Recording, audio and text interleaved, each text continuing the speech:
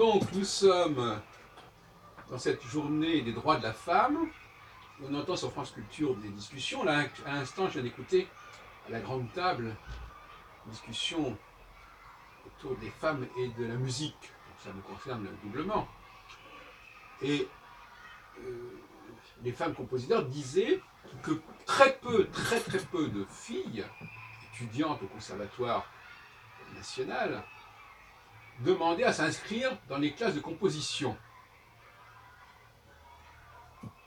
Et on ne sait pas pourquoi.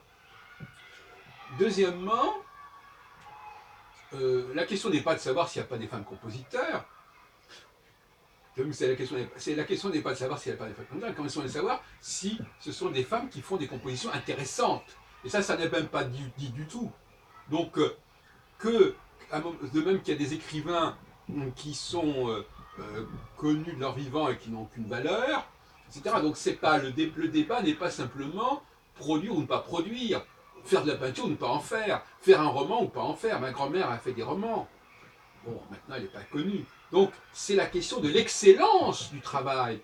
De même qu'il y a des tas de femmes qui ont appris la physique ou la chimie ou je ne sais pas quoi, et qui ne sont pas devenues des prix Nobel. Donc c'est incroyable cette façon de ne pas mettre l'accent sur la qualité du produit, donc simplement, ah oui, elles font de la musique, ah oui, elles composent, ah oui, elles font des bouquins, mais ça, on s'en fout complètement. Cela dit, c'est quand même intéressant de noter ce qui vient de dire à l'instant, c'est-à-dire qu'il y a peu de femmes qui se dédient, qui se consacrent à la composition musicale, disons, contemporaine. Il y en a aussi pas mal qui font de la musique pour des variétés et qui ne sont pas forcément passés par le conservatoire.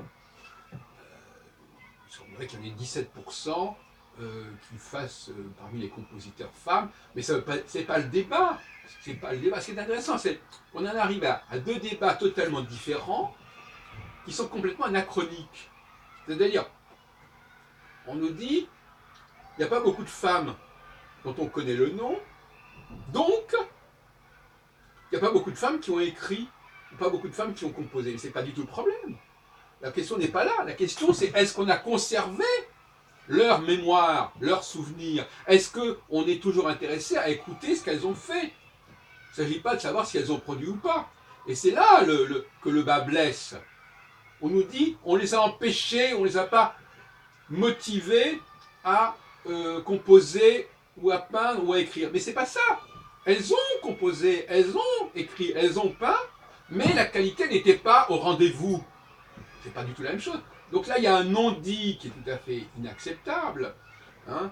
Des femmes, il y avait des milliers de femmes qui ont appris le piano et qui ne sont pas devenues compositeurs. Vous me direz, ah oui, mais il fallait apprendre les compositeurs. Mais non, on peut très bien, si on a un don pour le piano, on peut très bien faire du piano sans avoir une formation.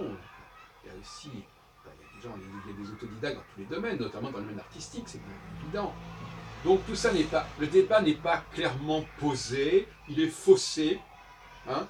On veut confondre les noms, on confond deux choses, l'activité qui a eu lieu à une époque donnée et ce qu'on en a retenu.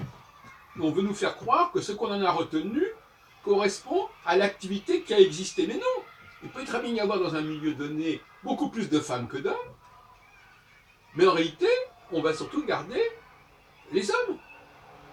Bon, je ne veux pas donner de domaine particulier, mais j'en connais, par exemple même dans le domaine de la psychologie, de la médecine, de l'astrologie ou n'importe quoi. Ce n'est pas les femmes qui manquent au niveau de l'écriture. Bon, et ça ne veut pas dire forcément que ce qu'elles disent est très important ou très intéressant, c'est un autre problème. Mais on veut nous faire croire qu'on les a empêchées de faire quelque chose, ou qu'on les a dissuadées de se lancer là-dedans, alors qu'elles n'ont pas du tout été dissuadées ni empêchées, simplement, elles ne sont pas arrivées à un certain niveau de qualité, donc finalement, elles ont plus ou moins imité les hommes, et elles n'en avaient pas vraiment les moyens, les capacités, donc elles ont fait quelque chose qui ressemblait à quelque chose, on retombe dans le mimétisme. Maintenant, c'est très honnête de la part de ces femmes compositrices ou compositeurs, on s'en fout, de noter qu'effectivement, très peu de jeunes femmes se dédient, s'adonnent, se consacrent, ou ont l'intention de se consacrer à la composition musicale. Et à mon avis, ça s'explique assez bien aussi, mais ça n'a pas été dit. Ça s'explique parce que, quelque part, elles considèrent, elles sont dans une approche de consommation. La psychologie féminine est une approche de consommation et de pas de production. Ça, il faut bien le comprendre, cela.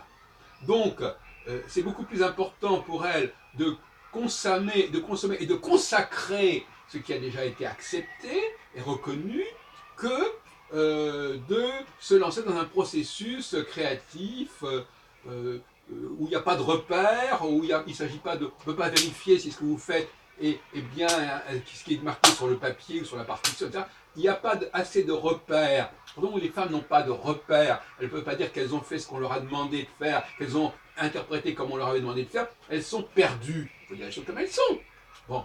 Et ça explique effectivement qu'elles ne se lancent pas dans l'aventure de la création et que quand elles le font dans des contextes un petit peu bizarres où il s'agit en fin de compte de reproduire ce qui a déjà été enclenché.